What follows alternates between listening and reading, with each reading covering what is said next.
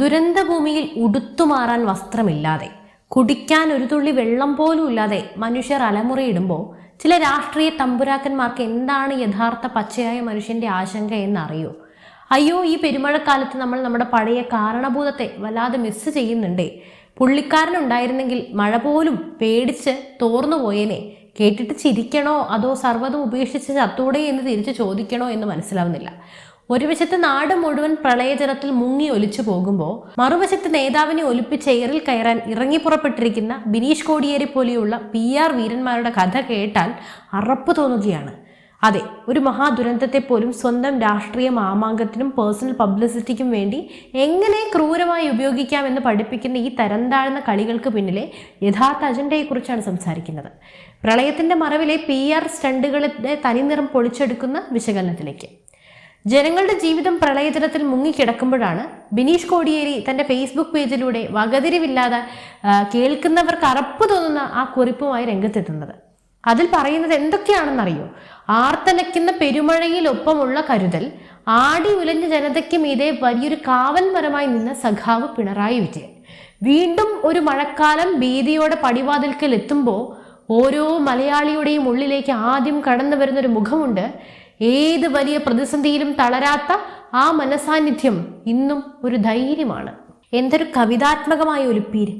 എൻ്റെ ബിനീഷ് കോടിയേരി, ഇവിടെ മനുഷ്യർ പ്രാണരക്ഷാർത്ഥം വീടിൻ്റെ മേൽക്കൂരകളിൽ കയറി നിൽക്കുമ്പോൾ ആരുടെ മനസ്സിലേക്കാണ് നിങ്ങളുടെ ഈ പിണറായി വിജയൻ്റെ തിരുമോന്ത ഓടിയെത്തുന്നത്?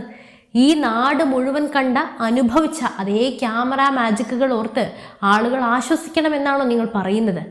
6 മണിക്ക് ക്യാമറയ്ക്ക് മുന്നിലിരുന്ന് IAS ഉദ്യോഗസ്ഥരും പ്രസ് സെക്രട്ടറിമാരും എഴുതി കൊടുക്കുന്ന സ്ഥിതിവിവര കണക്കുകൾ വായിച്ച് കേൾപ്പിച്ച് അതുകൊണ്ട് മാത്രം കേരളത്തിലെ മഴ തോർന്നു പോയോ?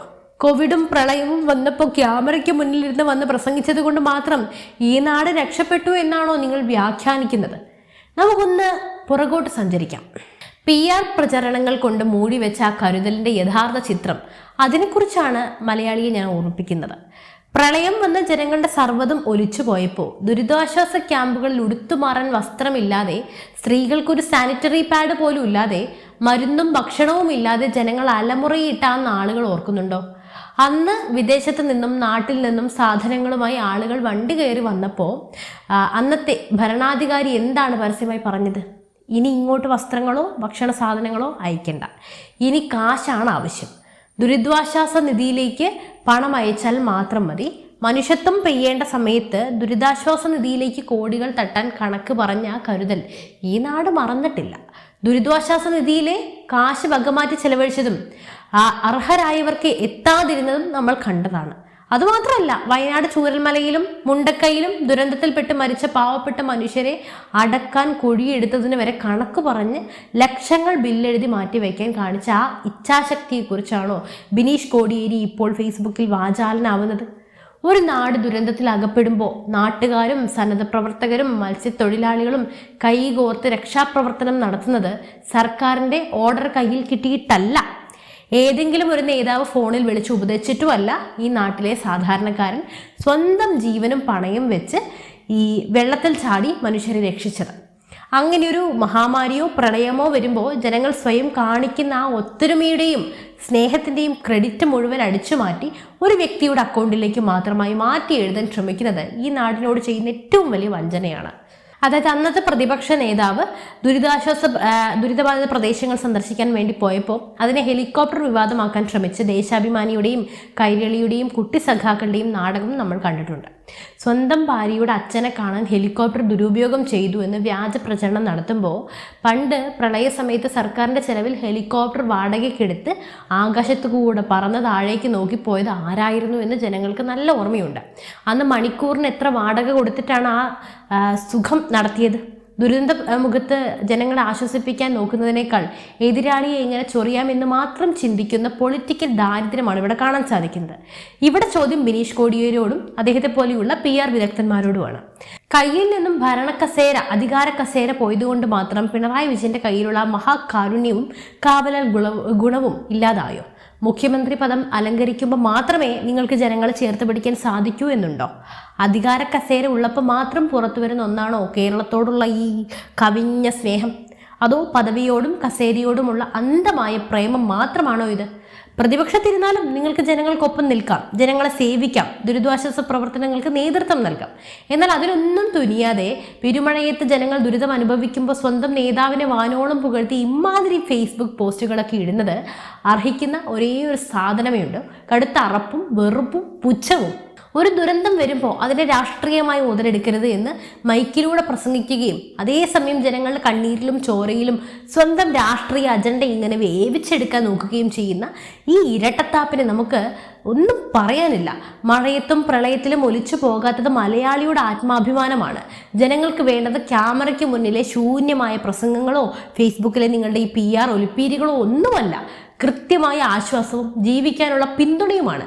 ഇനിയെങ്കിലും ജനങ്ങളുടെ ദുരിതത്തെ വിറ്റ് രാഷ്ട്രീയ PR നടത്താൻ ഇറങ്ങുന്നവർ ഇതൊന്നും ഓർക്കുന്നത് നല്ലതാണ്. ഇവിടെയാണ് നമ്മൾ ചില കൃത്യമായ ചോദ്യങ്ങളൊക്കെ ആവർത്തിച്ച് ചോദിക്കേണ്ടത്. ഒരു നാടൊന്നാകെ ഇങ്ങനെ ദുരന്തമുഖത്ത് അടിയറവ് പറയുമ്പോൾ അതിന് കേവലം ഒരു വ്യക്തിയുടെ PR ഇമേജ് ബിൽഡിങ്ങിന് വേണ്ടി തരം താഴ്ത്തുന്നത് എത്രത്തോളം ദുരന്തമാണ്, ചതിയാണ്. കഴിഞ്ഞ കാലങ്ങളിലെ പ്രളയങ്ങളിൽ മലയാളി നെഞ്ചോട് ചേർത്തത് ഏതെങ്കിലും നേതാവിൻ്റെ വിജ്ഞാപനങ്ങളെയോ സാരോപദേശങ്ങളെയോ ഒരിക്കലുമല്ല, പകരം സ്വന്തം മുതുകിനെ ചവിട്ടുപടിയാക്കി മാറ്റി മുതിർന്നവരെയും കുട്ടികളെയും വെള്ളത്തിൽ നിന്നും കരകയറ്റിയ ആ രക്ഷാപ്രവർത്തകരെയാണ്. ജീവൻ പണയം വെച്ച ദുരന്ത ഭൂമിയിലേക്ക് ഇറങ്ങി തിരിച്ച സാധാരണക്കാരായ മനുഷ്യരെയാണ്. എന്നാൽ അതൊക്കെ ഒരു വ്യക്തിയുടെ ഇച്ഛാശക്തി മാത്രമാണെന്ന് വരുത്തി തീർക്കാൻ നോക്കുന്ന നിങ്ങളെപ്പോലെയുള്ളവരോട് നമുക്ക് നിങ്ങളുടെ ഈ അജണ്ടയ്ക്ക് മുന്നിൽ തൊഴു കൈകളാണ് നിങ്ങൾക്കുള്ള മറുപടി. ഒന്ന് നിർത്തിപ്പോ. എന്തായാലും ജനങ്ങളിൽ നിന്നും പിടിച്ചെടുത്ത കോടാനുകോടി രൂപയുടെ മുഖ്യമന്ത്രിയുടെ ദുരിതാശ്വാസ നിധി CMDRF വിനിയോഗത്തിൽ ഉയർന്ന കേട്ടുകേൾവിയില്ലാത്ത അഴിമതി ആരോപണങ്ങളൊക്കെ നമുക്ക് ഓർമ്മയുണ്ട്. അർഹരായ പാവപ്പെട്ട മനുഷ്യർക്ക് കിട്ടേണ്ട തുക പാർട്ടി നേതാക്കളുടെയും അനുഭാവികളുടെയും പോക്കറ്റിലേക്ക് അനധികൃതമായി വകമാറ്റി കൊടുത്തത് CAG റിപ്പോർട്ടുകളിൽ വരെ പുറത്തു വന്ന സത്യമാണ്.